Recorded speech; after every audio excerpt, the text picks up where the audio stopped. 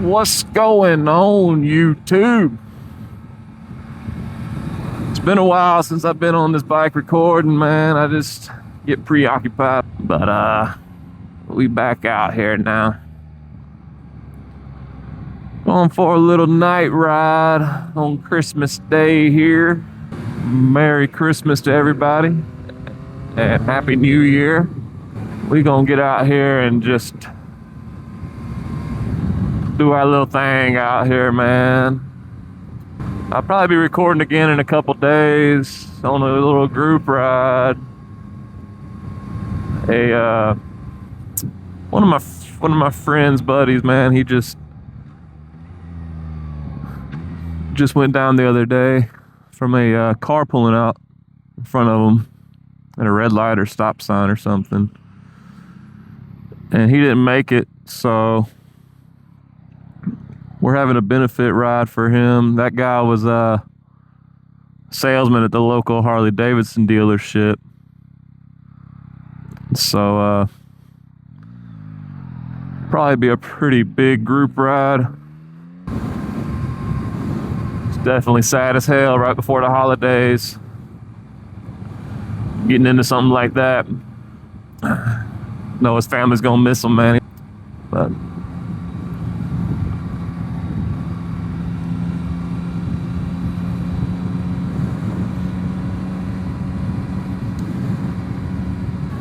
anyway, man, what y'all been up to on these bikes, man?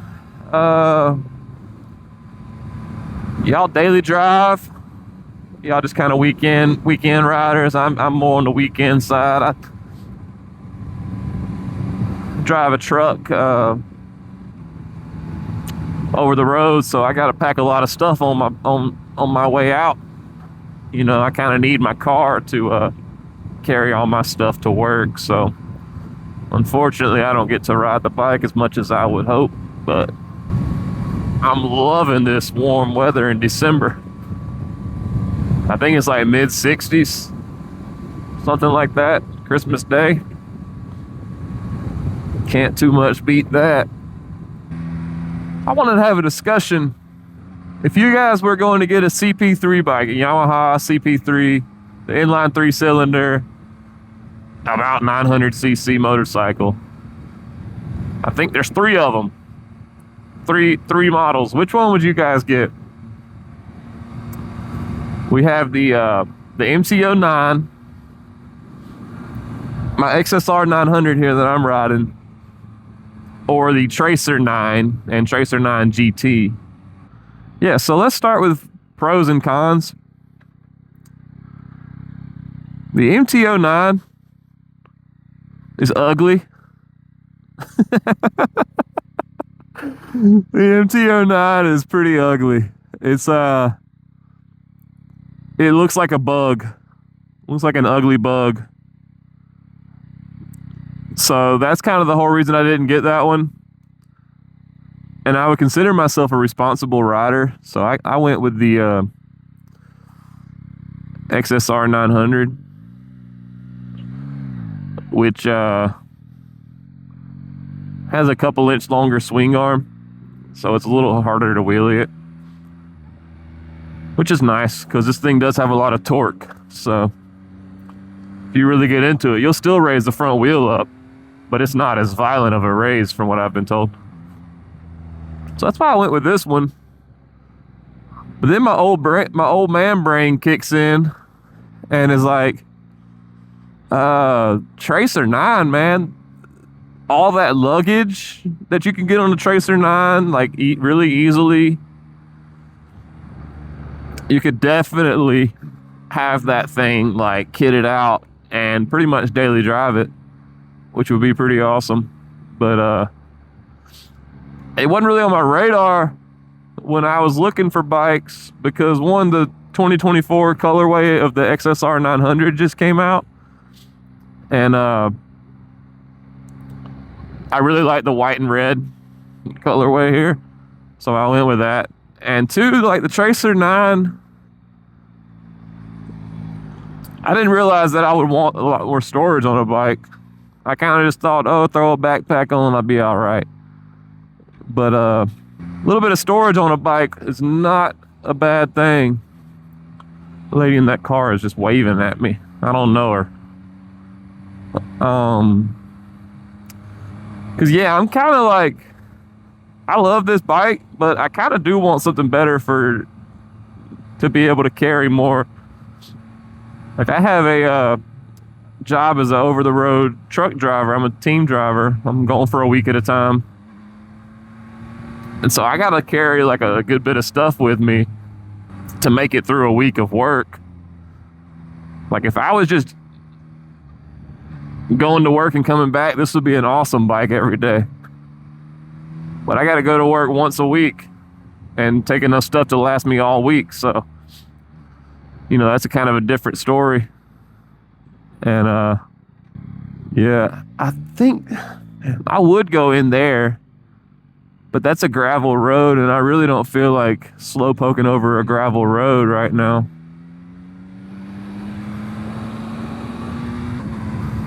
Yeah, so as I've kind of grown the needs of having more storage on a bike, I've kind of thought those Tracer 9 GTs are really cool.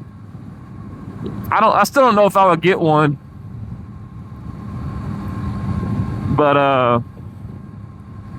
all in all, they're pretty cool. But yeah, some of the, like if you want to ride an MT-09 and you don't give a shit if it's ugly as all get out, and I guess that's subjective, but like MT-09s are awesome because I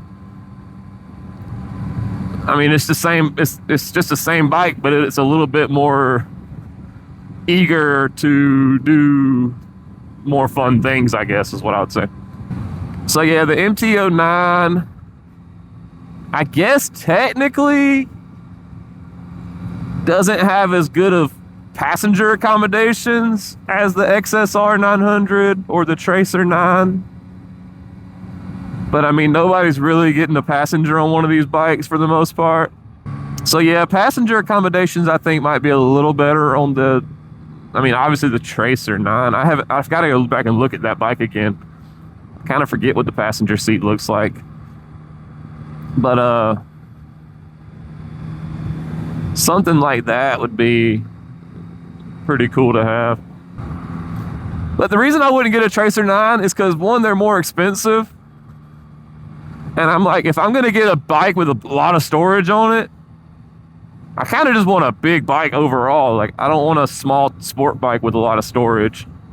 I kind of just want a big fucking bike. Yeah, I'd probably go more for like a BMW bike or something if I wanted a lot of storage. So as a sport bike, this is really a great bike. I mean, I want to say that the brand new, I know the Tracer 9 has the upgraded screen from this one. And I want to say that the brand new XSR900s and MT-09s and all of that stuff have the upgraded screen. But I mean, this screen is still plenty good. Like, it gets everything that you need it to tell you. I think the rider technology on all these bikes is incredible. Like, you have multiple levels of like traction control, wheelie control, ABS, all kind of stuff that this bike kind of just does for you. Like, I haven't really practiced wheelies much, but I have popped the front wheel up, and the bike will definitely take care of you in that regard. Like, it will not let you really go so far. So, you know, I mean, I guess it's never really completely safe to do a wheelie, but you're safer to start learning how to wheelie on all of these bikes. I literally just want to try to find some good lighting, some okay lighting, to just kind of look at the bike a little bit.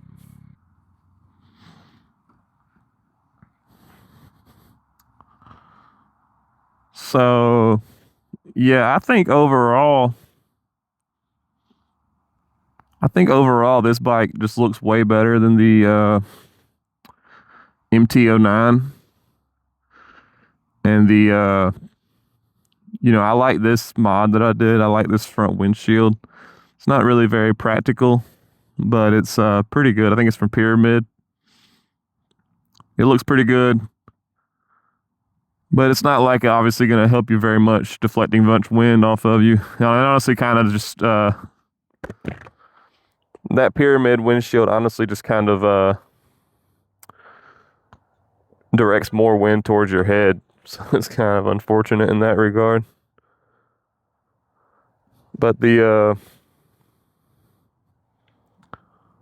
only mods I've got on this bike are the tail tidy and some new blinkers on the back, really.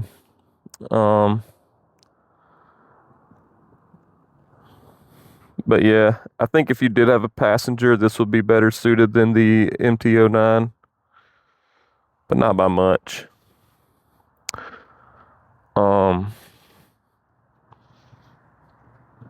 Yeah, obviously, like, performance-wise, these bikes are just awesome, though. Everybody knows the Yamaha 900 motors are just incredible engines. And, I mean, they worked out some kinks between year models. What I do want to do, I don't have an exhaust yet, and I want to get the exhaust, the air filter, and a new tune on it to because the low gear tuning is kind of weird in these bikes. Like, it doesn't give you everything it has for some kind of European emissions or something. But yeah, all in all, these bikes are incredible. With just a couple little mods, they'd be even better. But yeah, I guess I'll throw up a picture of the MT-09 and Tracer 9 next to this bike, kind of let y'all see the differences. But yeah, I'm about to get back on and get this thing moving. These gas stations are busy out here on Christmas Day, man. I haven't rode any other ones. This is the only 900 Yamaha I've rode. Like I said, I just like the paint color of these so much. The blue and the black ones are pretty cool. But something about when this red and white one came out, I was just like, yeah, I gotta have that. Like it just, something about the colorway on this just looks more retro. And I think it's that like Yamaha race team vibe from back in like the 80s or whatever. And that definitely helps. And when I originally saw the GP models of these bikes, I was like, man, I gotta have that one. But then they kind of only they only went to Europe, so kind of killed me on that one. But I don't know if they are as comfortable as these. I think they have a skinnier seat. I think they're a little different than just a body kit on the bike. So yeah, it's a little more than just a fairing difference. And I've got two windshields that are pin lock windshields to help with the fogging over and everything. And I haven't put the pin lock on either one of them. This one I have here is the polychromatic. So when it gets bright outside, it tints automatically, which is really nice. So you can have the best of both worlds. You get a little bit of tint in the daytime, and then it's clear at night.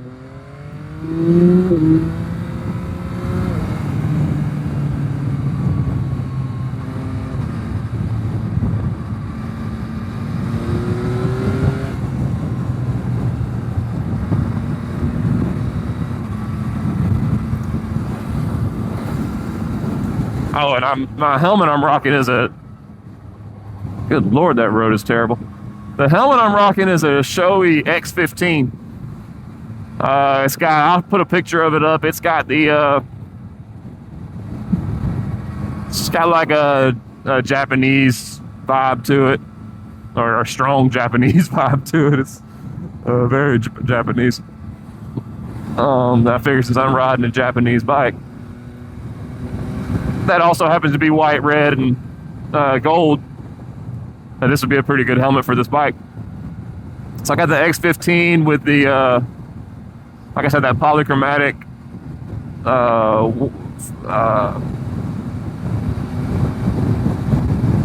with the polychromatic windshield, and yeah, it's been awesome. I wouldn't recommend this for a cruiser. Like, you kind of have to keep your head down into the wind, or else it kind of feels off. If you're sitting back with this helmet, I feel like the wind would just catch it in all kind of weird ways. But you know, I don't think many cruiser guys are gonna be wearing this helmet. So just, I mean, if you look at it. But yeah, this is another reason the this is another downside of this bike and the MT-09, I would assume, compared to the Tracer 9. I think the Tracer 9 has a pretty tall windscreen in front of you. And so,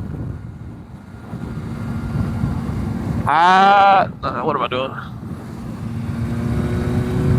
I think if you want to do a long distance highway, you would definitely be wanting to look towards the Tracer.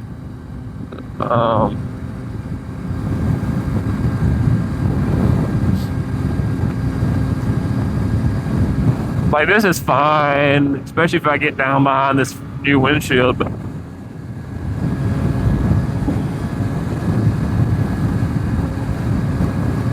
it's definitely not the most comfortable. And something I mess up on often is not wearing my earplugs.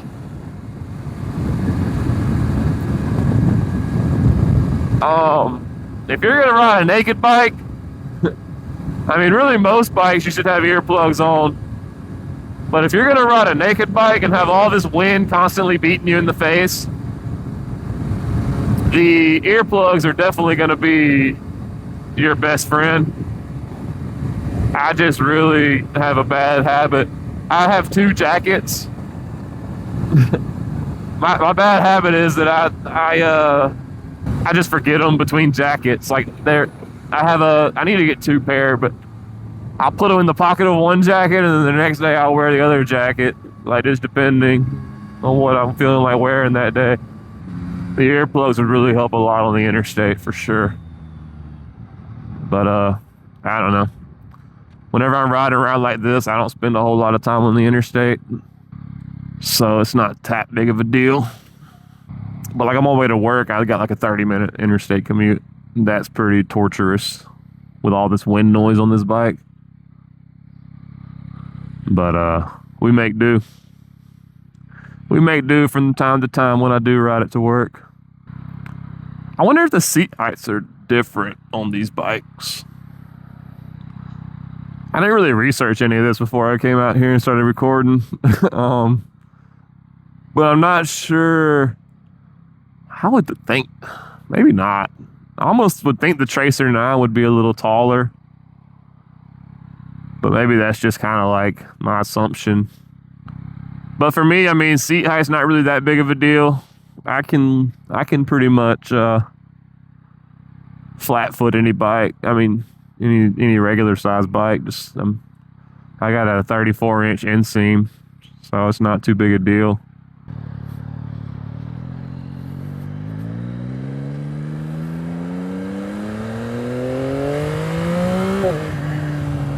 Oh yeah. One thing that I'll almost never buy a bike again if it doesn't have a quick shifter on it. This bike made me fall in love with quick shifters and cruise control. They're awesome. Like, I didn't think it'd be that big of a deal for either one of those.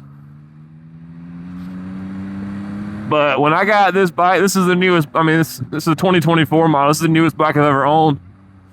So when I got this bike and it had cruise control, the quick shifter, all that good stuff, I just immediately fell in love with that. It has been a while since I've really even had to use the clutch when shifting. Like, for these bikes, it just makes sense, man. Just have the quick shifter and don't think nothing of it. I've seen some negative comments on the quick shifter, but I'm not sure if that was from an earlier model than this one or what. I've never really had any issues with it. It is a little clunky if you're kind of lugging it from first to second. But I mean, it does have neutral to skip over for that, so it makes sense why it's a little bit clunky.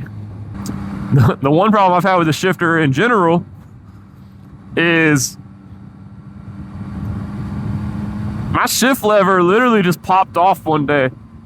The part of the lever that connects to the actual linkage just fell off, like it came unscrewed while I was riding. So I had to reach down with my hand and kind of just get it. I had to find the shifter while I was riding with one hand, get it put into second gear, and kind of just limp it home. It was pretty sketchy. I thought I was gonna be kind of screwed, but then I was like, oh, there's a little lever right there that I can just pull up and down and it'll work. And I mean, I probably could have shifted the whole way, like up and down doing that because of having the quick shifter. But it wasn't gonna be very fun to keep reaching down there, so I just got it into second gear so I could come to a full stop and start and all that, but still have, I mean, second gear will take me up to like 65, 70 miles an hour. So I was just kind of screaming. But yeah, I don't think they put any Loctite on the bolt. Went from the factory or something, man. Like, it was really weird. The bolt stayed in because it had this little rubber backer on it. But I really don't think they put any Loctite on it or something. So I Loctited it back up and tightened it back down. And it's been fine ever since. But man, if you were if you kind of didn't understand the workings of how the linkages actually work together, that'd be a pretty sketchy situation. Like, because my shifter was really almost dragging the ground. I think I held it up with my foot while I was going down the road. But it was what it was. It could have been a dealer thing. I really don't know who tightens that shifter down, but all in all, it's all good. That's literally the only thing that's ever happened, like, on this bike. I mean, granted, I only have 3,100 miles on it, so it's not like I put a lot of miles on this bike. Yeah, I mean, if that's gonna be the only problem, I'll take that.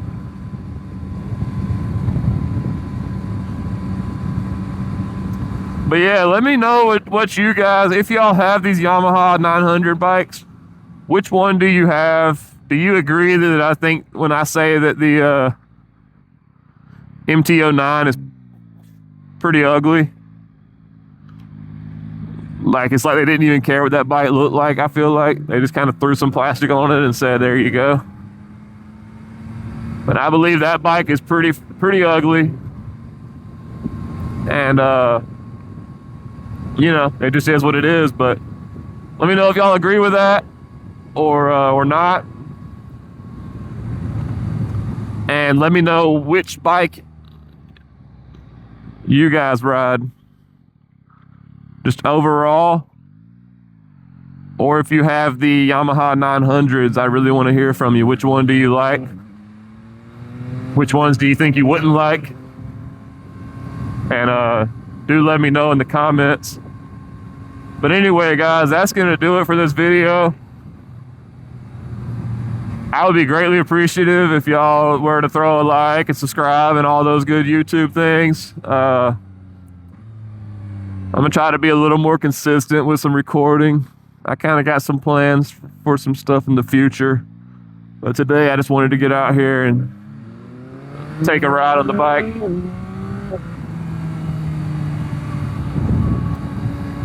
All right, guys, I'll see y'all on the next one. Peace.